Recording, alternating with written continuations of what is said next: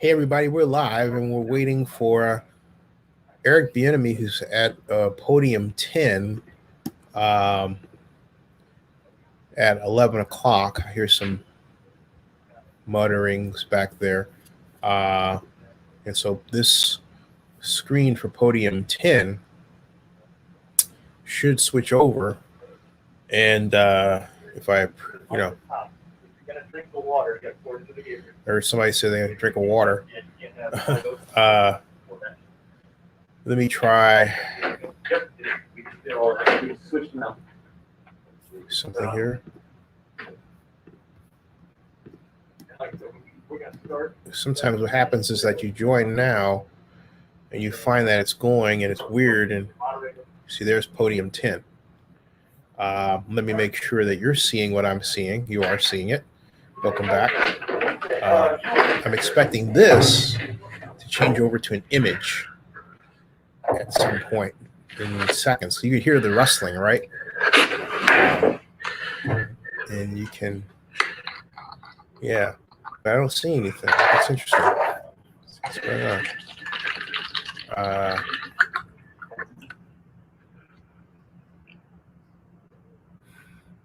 So we see its podium. Here we go. Here we go, folks. Aha. It's Eric Bieniemy, folks. Kansas City Chiefs offensive coordinator. Make sure you can see that, and you can. Yeah, and he is up, and we are ready.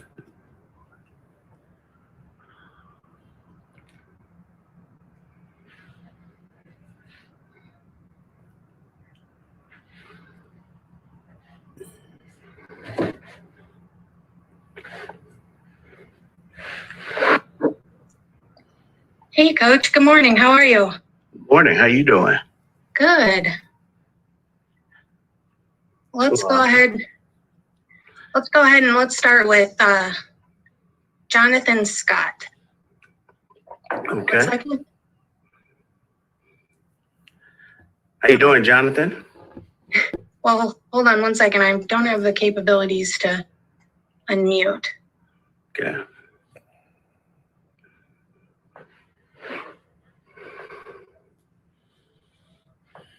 Here we go.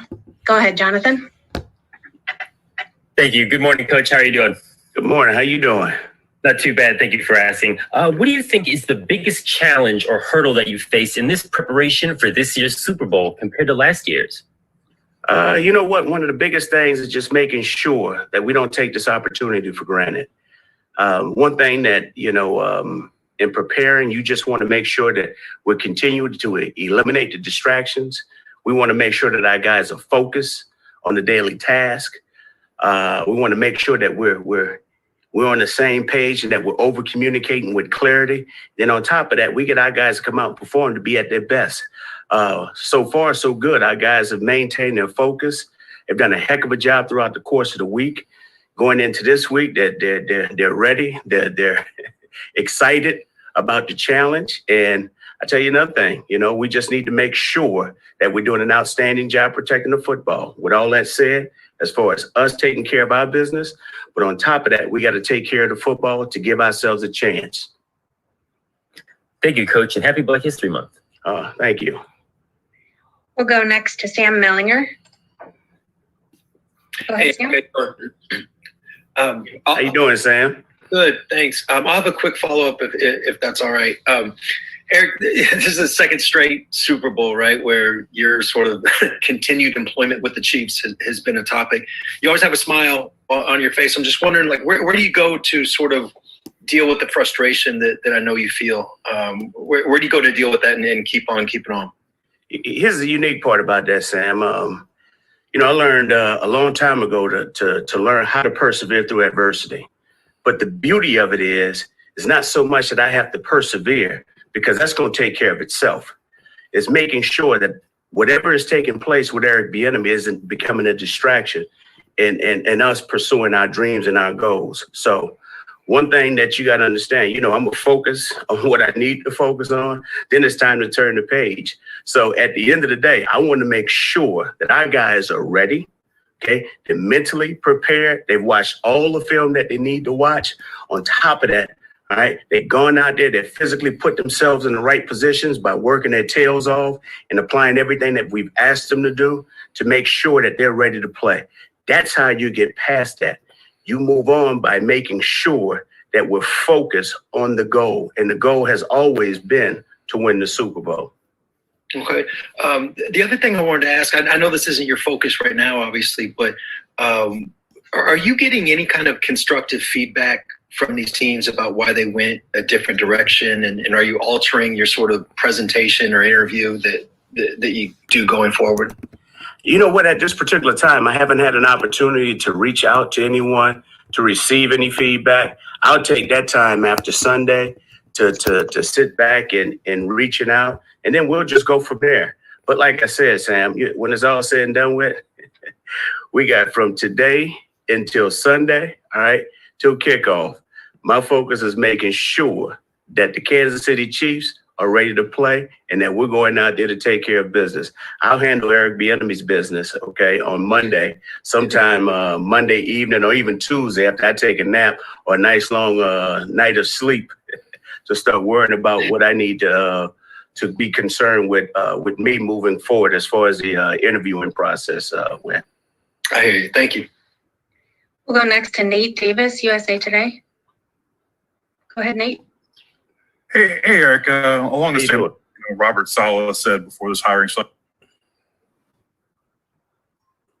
I think we lost you, We Nate. lost the, Oh, yeah, hold on. lost the sound there. You got Go me now? ahead, Nate. You got me now? Yes.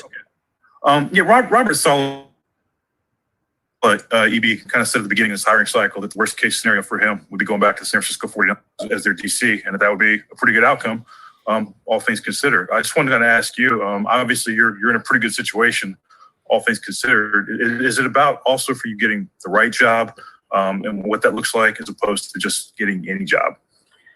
It's always about getting the right job. And you got to understand, sometimes the job and the person have to connect. So there has to be a connection. The only thing I can do is be my most authentic self. That's who I am, okay? I can only be me. Some team has to want me. On top of that, there has to be some type of collaboration of making sure that the chemistry is a fit. So for whatever reason, that chemistry has not been a fit. There has not been that opportunity to connect, but that's okay. All right. Because at the end of the day, I have an opportunity to go out here and work with the Kansas City Chiefs, which is a great organization. I get an opportunity to work for Clark Hunt, work for Mark Donovan. We got one of the best head coaches in all of football, who's a Hall of Fame coach, in my opinion.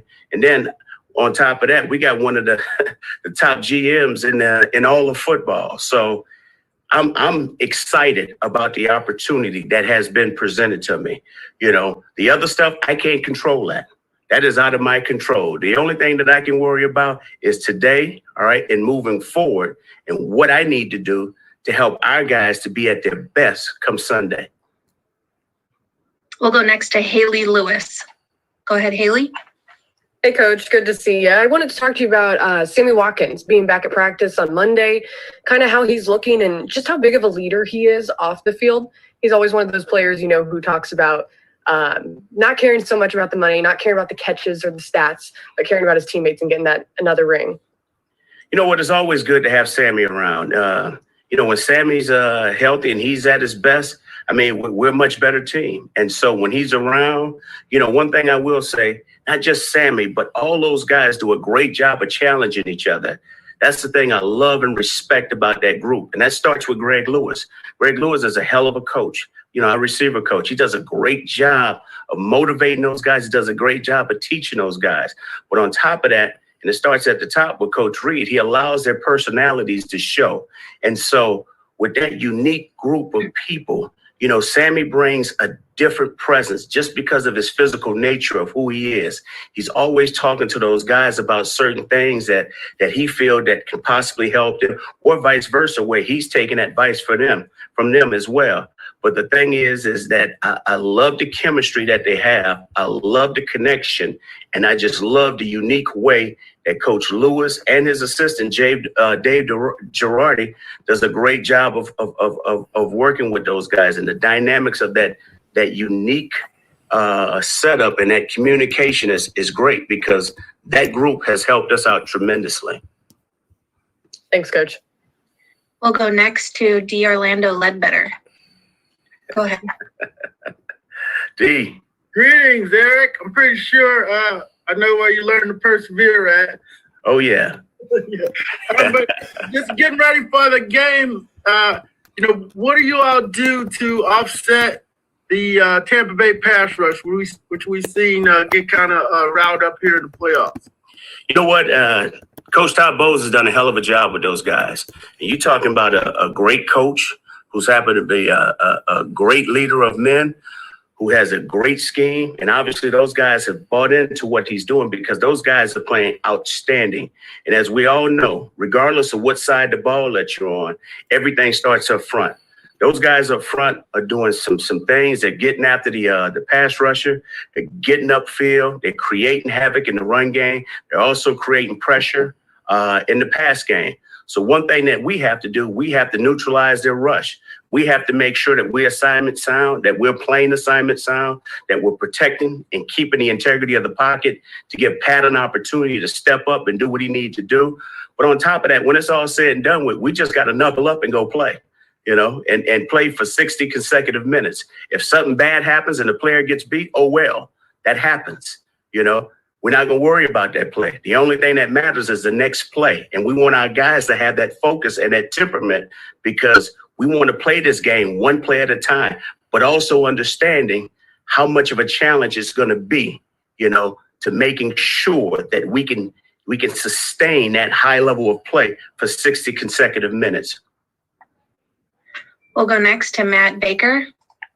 Go ahead, Matt. Hey, Eric, how are you a better coach now than you were heading into this game a year ago? Just from the experience, just knowing all the things that we need to do. It's just like last year, for the first time of going as a coach to the Super Bowl, we prepared our entire game plan last week. So having that done and having the experience of doing that, on top of that, just making sure that our guys are not playing the game over and over and over again, but also making sure that they understand the importance of maximizing the opportunity, to be at their best today and to improve at something today, to helping them to play the game on Sunday. So those are the little things, just making sure that we remain poised under pressure. I will say this, it's a different dynamic due to the pandemic, because we're not out there at this particular time. So now we don't have to worry about family. So that's kind of eliminated some of the distractions that normally occur throughout the Super Bowl preparation week. But there's been a number of things. The beauty of it is we take the lead of Coach Andy Reid, and he's provided the way and he's shown us the roadmap. So the thing that we want to do is make sure we stay true to course to helping us to get to Sunday, where we can go out there, line up, and make sure that our players are at their best come kickoff. We'll go next to Adam Teicher. Go ahead, Adam. Hey, Eric. Good morning. How you doing today? Good morning, Adam. How you doing? Good. Hey, you guys, as you know, have had to dig really deep into your offensive line depth. You lost the two guys to the opt-outs before camp. You've lost now both tackles and Osemele. How have you guys been able to piece this all together? Has that been pretty challenging? How would you put that? You know what? It hasn't been a challenge. I'll say this, and I will continue saying this. Coach Heck does a heck of a job with those guys. Coach Heck, assistant O-line coach Corey Matei, they do a great job of creating chemistry in that room. As you know, probably just like on any team in the NFL, that O-line group is a very, very unique group. Those guys develop a great chemistry. They hang out together. Those guys are very tight. They pride themselves on over-communicating clarity because they have to communicate.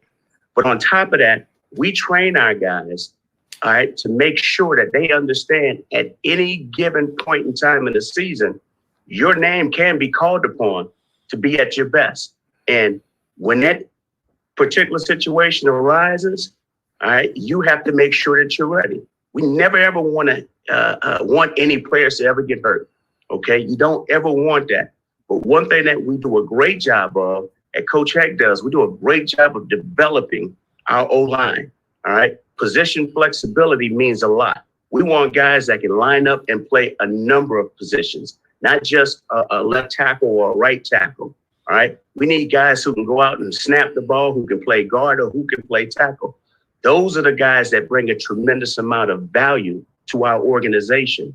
And I just think that we've done a great job of developing those guys. And that started with Beach, bringing in the right people. But on top of that, you know, Coach Heck and Coach Corey Matei doing a great job of working with those guys in that room.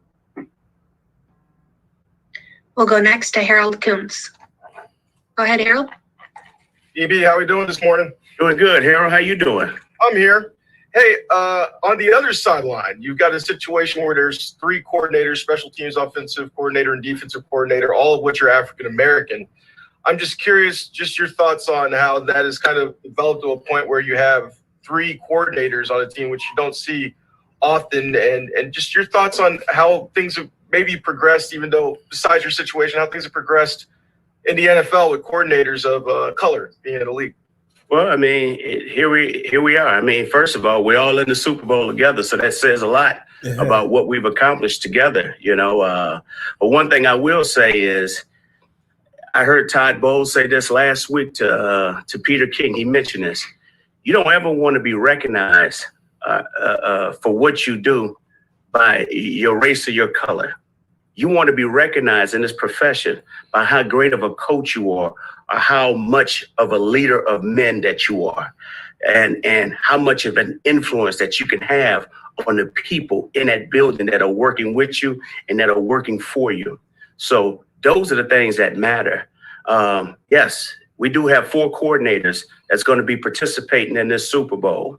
Only thing that just goes to show you there's 4 men who have worked their tails off, all right, that have been given an opportunity by Coach Reed and Coach Arians, okay, to show exactly who they are, what they're about, and what they can accomplish. So when it's all said and done with, why we got to keep talking about the color of these particular coordinators, when in reality, these ain't nothing but good old-fashioned ball coaches who have done a great job of being leaders of men, who obviously know exactly what they're doing, but has been provided an opportunity to do so with the head coach that they particularly work for and that organization.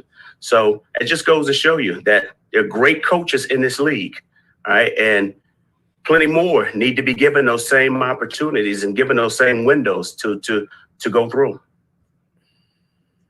We'll go next to Krista Patrick. Go ahead, Krista. Thank you. Good morning, Coach. Thank you so much for your time. Morning. So week 13, right after that Bucs matchup, I heard you say a couple things. One, that you believed every play was designed to score a touchdown. And 2, you were still looking for that perfect game. Mm-hmm. And Travis Kelce yesterday spoke about your attention to detail, as many players have. I imagine a perfect game might be a little different to you and I. That's probably a lengthy list. But what would constitute a perfect game for you for this weekend? And do you need a perfect game in order to get that second Super Bowl ring? Well, one thing I want to say is, yes, we're always striving for perfection in order to achieve excellence. So, no, we have not played a perfect game.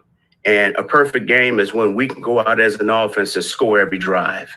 Right, and play flawless. Right. We protect the football. There's no penalties. There's no turnovers. We keep the quarterback upright. We're averaging over 4.5 yards per carry. But all that, we want to strive for that. But when it's all said and done with, we got to make sure that we're doing everything that we can, all right, to help us to win. And so I'll go backwards to go forward. In order to appreciate winning, you have to despise losing. Okay, you have to despise that feeling of what it feels like in the agony of defeat.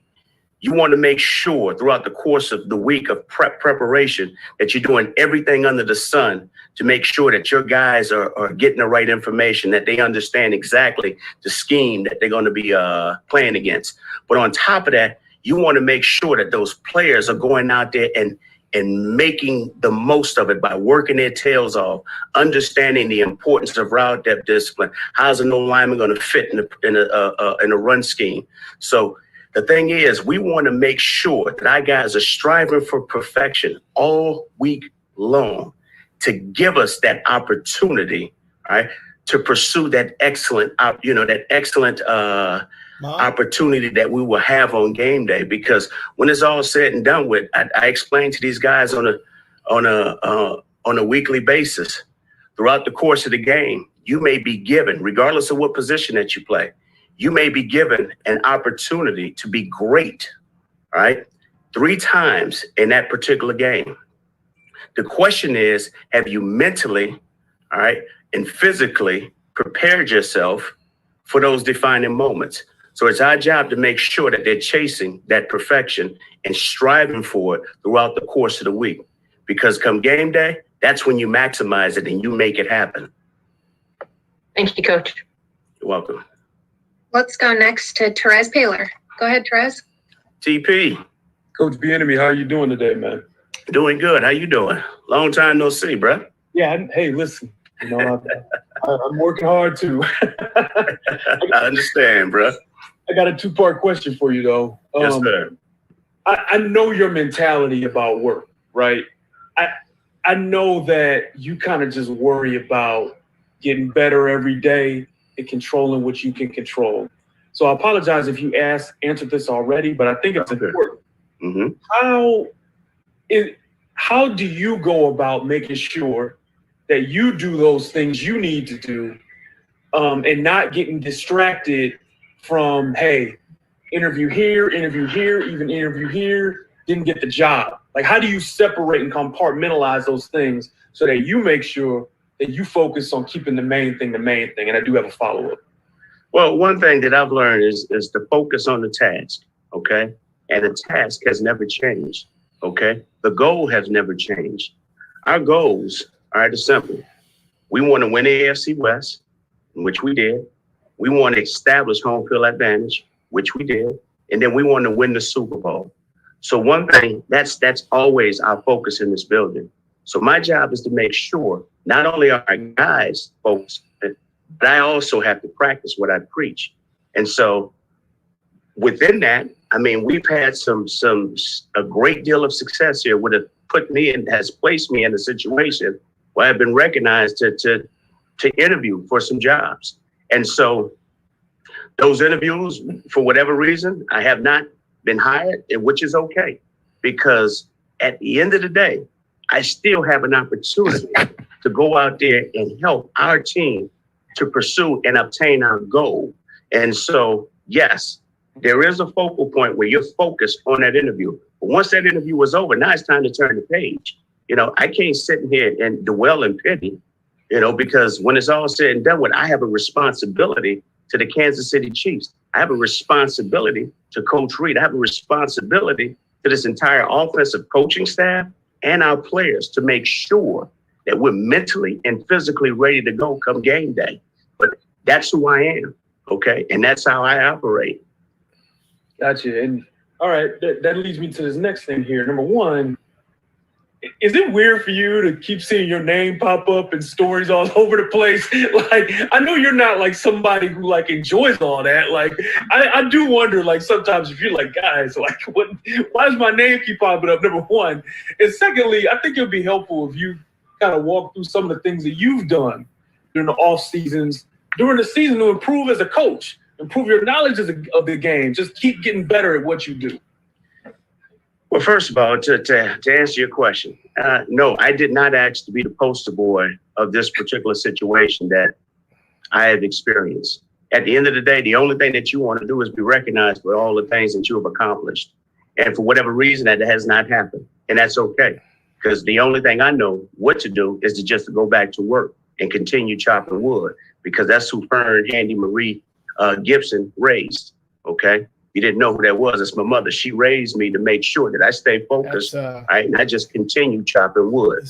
But Bieniemy, when it's all said and done with, offensive coordinator of Kansas City during the Chiefs. off season, there's a number of things that you do during the off season. This is the You're helping yourself as a coach, on YouTube, where you're learning different ways on how to do things, how you approach things. On top of that, spending time talking to general managers on helping with your growth process, things that you need to be looking out for on the horizon. And then also too, just making sure that you're putting together, continuing to put together your head coaching book, all the little things that you've learned throughout the course of the year and things that's going to help you moving forward. So those are a number of things. But then on top of that, you always want to continue to increase your expertise at what you do.